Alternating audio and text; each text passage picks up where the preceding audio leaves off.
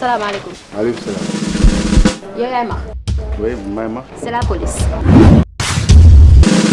Suite à un mandat de perquisition, nous sommes là pour faire des investigations. Veuillez nous suivre dans vos locaux et à répondre à nos questions, s'il vous plaît.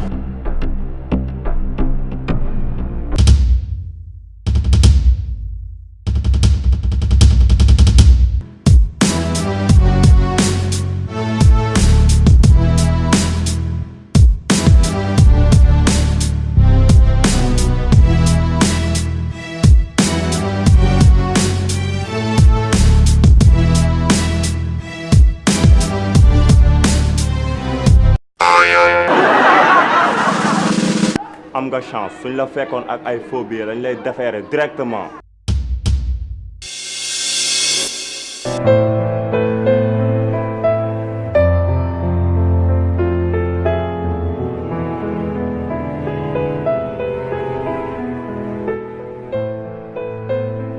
Merci Baye. Merci. Merci sila. mais Baye ana mbalit mi.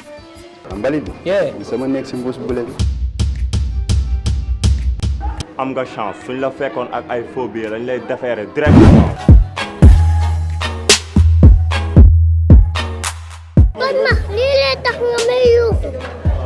Naka de mbuus mi ay foofu yooyu si nekkoon. Ay ma.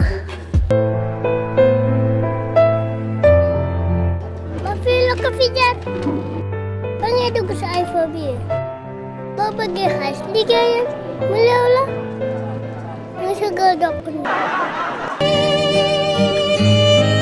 su ma amutoon tey fu ma jëm. Xanaa prison.